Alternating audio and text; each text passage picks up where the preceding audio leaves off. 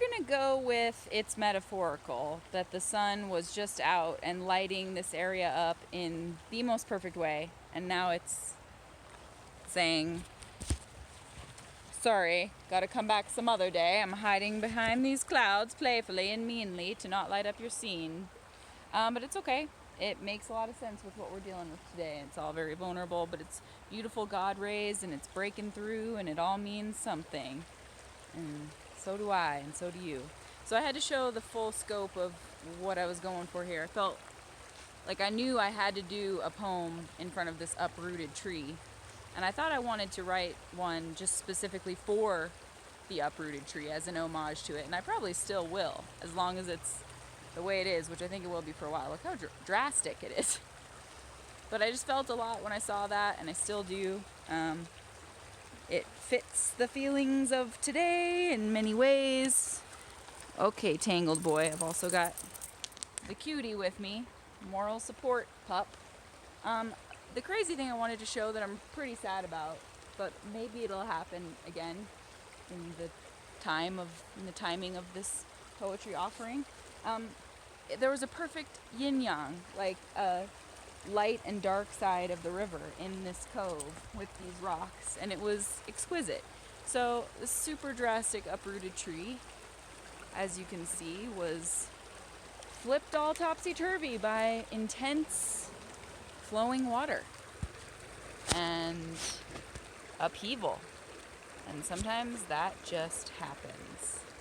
But upheaval is not evil, it's just a change. Sorry, I'm out here on my own. I don't have my little robot grasper arm. And I had this just right as my practice setup, but of course now it's a little different because that was but a moment ago, and now we're in a whole new realm. There we go. I think I've got the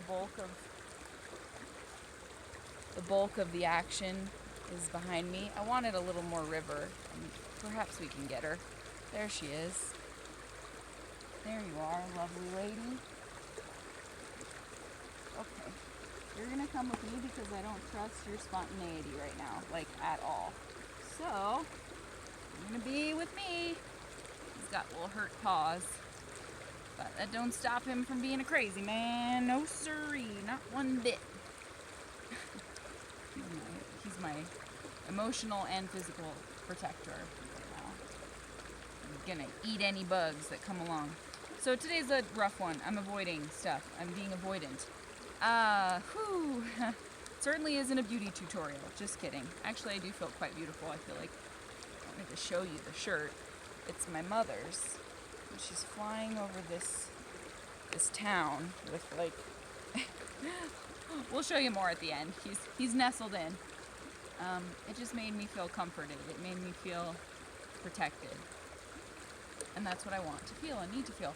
So, I asked myself if I was ready for this today, and the answer was, I don't think I'm ever gonna just wake up and be like, yeah, I wanna face the trespass that is eating in my guts, and I wanna deal with that today. No, that's never gonna be the day for it. But my call and response to myself was writing this and pouring it all out, and then I kind of tried to avoid it, maybe I'm not ready to share this with everyone and say this and show this and have them worry about me and wonder about me and ask me where I'm at with it because I don't know and things like that. And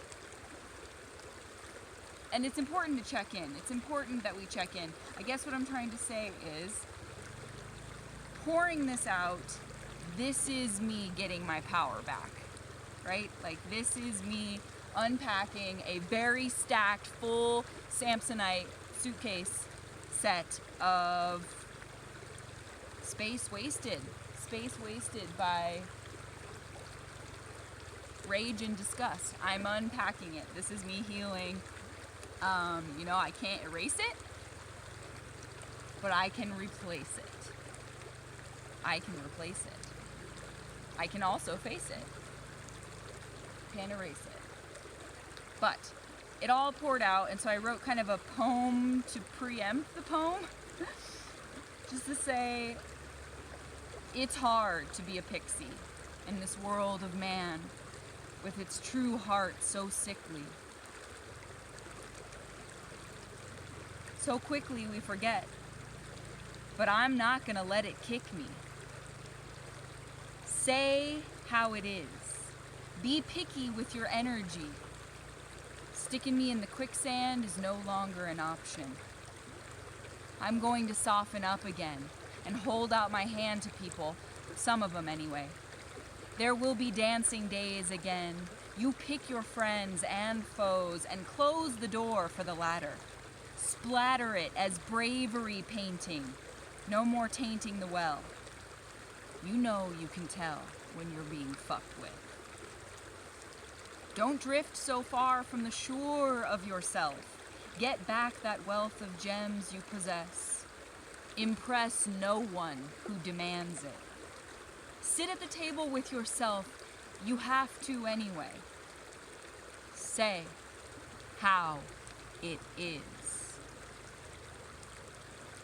So those are my beauty tips. This is a beauty tutorial. My beauty tips are: don't slip your truth in a jar. Say it. Say what's true. Ask for what you need. Don't be afraid to ask for what you need. Believe in the truer, deeper beauty of you. And make it a duty to yourself to purge whatever poison is eroding or closing in on or deteriorating that beauty in any way. Purge it. So that's what this is. And I am okay. I am getting that way. Wouldn't it be nice to be really, really okay? But I'm getting that way. Here comes the sun. Doot and doo-doo. I don't know if it's gonna necessarily do the dramatic yin-yang again. Maybe it will. So this is some real intensity. And I have a propensity for avoiding that side of me. And I will not. I will face it. And I will say, there it is. It's part of me. I can't hide from it. I can't stick it under my mattress. And I think that's how I grow. In fact, I know it is. Trees get uprooted. Replanting, though, replanting is possible. Oh, right, so I always forget, because it's YouTube. So, trigger warning, official. I don't really do the lettering on my videos. Sorry, I'm not there yet. I do one every day, so it's too much. But, trigger warning, this is facing heavy shit. This is trespass. This is shit you don't ask for, but have to deal with anyway. So, sensitivity, sensitive material. Listen, knowing that. And unpack. Unpack with me if you want to unpack. Or turn on something lighter. That's out there too. It's a lot. We're facing it. It's here. We're doing it. The river is flowing, and so are we. It's called Stick a Needle in Your Eye. My anger just seeps through until I'm disagreeable. Your excuses are feeble.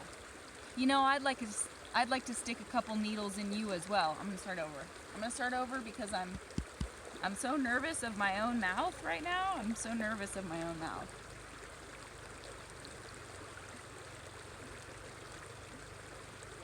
And actually doing it. The actuality of doing it. Okay. Get on a less uncomfortable rock. Go. Stick a needle in your eye. My anger just seeps through until I'm so disagreeable. Your excuses are feeble. You know, I'd like to stick a couple needles in you as well. Let the anticipation swell until I put one maybe in your eye. See if you try that shit ever again. Now I gotta pretend that I'm on the mend. Yeah, I'm just fine. When there's little slivers of your ugly face embedded forever in my mind. You acted so kind and convinced me that you wanted to fix me, but you fucking tricked me and countless others. Who knows if any of us will truly recover, or if we all just utter token phrases about going through the phases of pain to seem like we're less broken. Now I'm choking on the outcome. Well, you get to check in with some probation officer, then go have vacations and fun, and not too far from now, even offer your services to some other poor fools. The rule of law is as flawed as those who abuse it. I went through all that fucking paperwork and you just get to skate right through it? Now with the legal outcome in your favor, you can say we all blew it out of proportion. We're all just sensitive women who created distortions.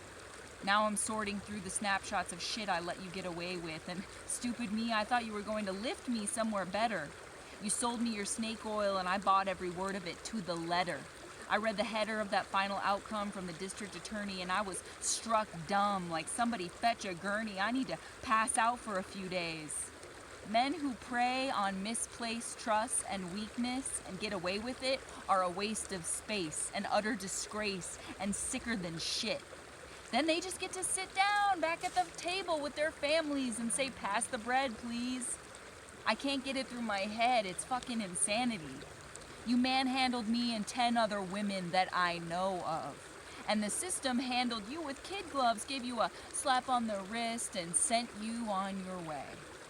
People get preyed upon in so many ways, and then the litigators with their fat paychecks just toss us out by the scruff of the neck and tell us, sorry, I don't know what to say.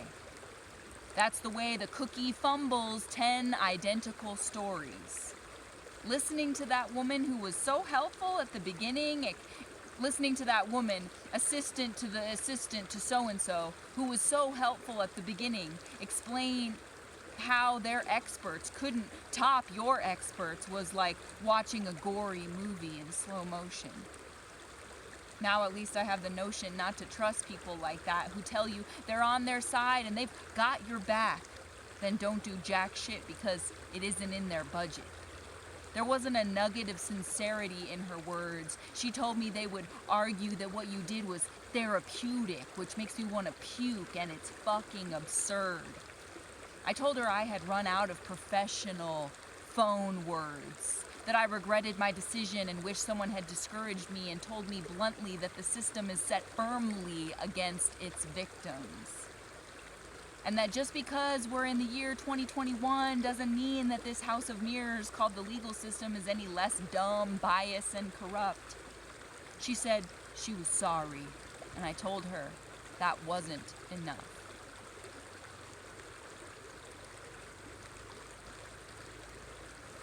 There's all these rough spots on my demeanor that used to be smoother and softer and cleaner. I feel meaner than I used to be, not outwardly, but in the lines that play in my mind incessantly. Before it happened, your wife had just given me all those beautiful things, singing my praises, so how could I just come right out and say it? I just played it off like something I could handle, something I could easily hold, find space for. I shoved it down under a trapdoor in a dark hole of my soul deprived of air and light. I didn't want to fight then and still don't now. But that's exactly how people like you plow over people like me.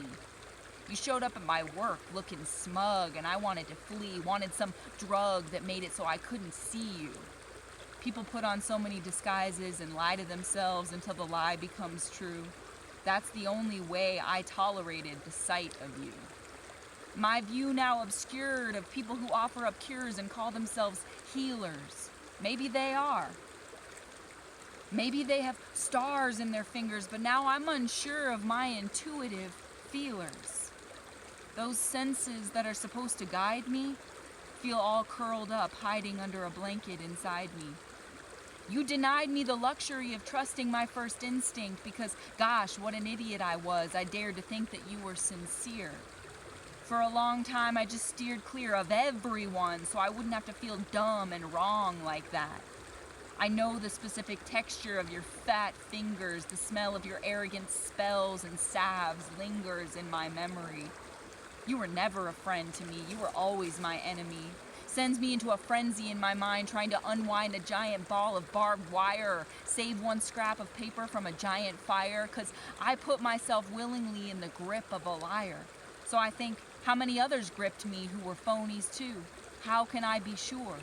like a futile scurry trying to pick up all the beans from a huge spilled bag, a nagging grasping at all my memory files. In other words, I guess I'm in denial about how many other fake smiles I went along with until they duped me. The passage of time scooped me back into this shit heap when so many years later my mother saw your creep face on her news feed. Yeah, you were also on the TV. But disgusting, seedy shit only sticks around long enough to be a thought blip on the broken radar of this numb and bizarre human existence. I put up resistance at first to coming forward. Would my words be twisted? Would the truth be eclipsed by a bunch of bullshit and rigged tests? Obviously, yes. But I told myself that supporting and strengthening these other women's stories would be best. The odious theft of our trust and safety would surely produce justice if we pursued it collectively. But I neglected to see that those celebratory victory courtroom scenes are written by someone in Hollywood in a coffee shop and pretty fucking far off from what we deem reality. My optimism blinded me, but my deeper mind knew that the committee of shitty judgment would side with the man. You. I don't have a plan to get through it, but I will. My dear friend told me it will be with you, but you can leave it behind still. And the shrill scream I made after that phone call will fade. I made peace with it once, or so I thought, but I'll relocate that spot and rebuild the floorboards I let sink and rot. Only robots move all the way on. Only robots move on all the way. Move all the way on, move on all the way. And I'm still gonna stand up and do what's right. I won't let my spite turn my conscience gray. I won't bow my head and bite my tongue while everyone else says they'll pray for things to work out. I'll shout and stand up and get shit done. You haven't won, you're a loser. You can't run from who you are. And who you are is an abuser.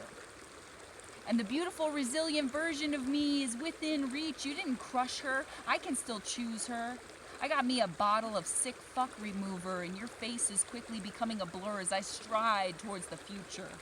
I sutured the wounds you jabbed into my spirit and skin, that cloud of doubt you stuck me with. I'm going to clear it, to reveal beauty you will never know. I will strengthen, thrive, and grow while you shrivel. I will strengthen, thrive, and grow while you shrivel and lead with lies everywhere you go. I sever all ties you tried to slow me down with. I am no longer in your grip.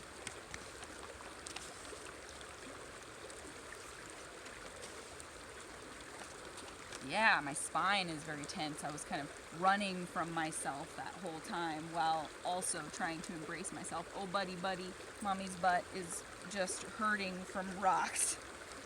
Oh. Okay, we're tangled up here. We're trying to make a smooth transition to just sit up a bit, and it's a wacky adventure. Okay, here we are. We got to stand up for a second because the feet are asleep. So. Wow, that was a feat. Feet are asleep, and that was a feat. Okay. So, I feel a little better. I feel a little bleary-eyed. I feel like I want to cry, but I can't, and kind of pukey. But good. Generally good.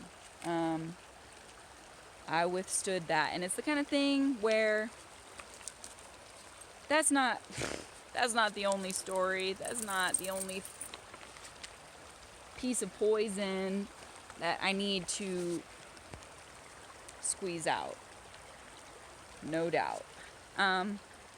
Yeah, I don't know. Just, he shook his little bandage off. Of course he did. Oh, dog momming. Dog momming 101.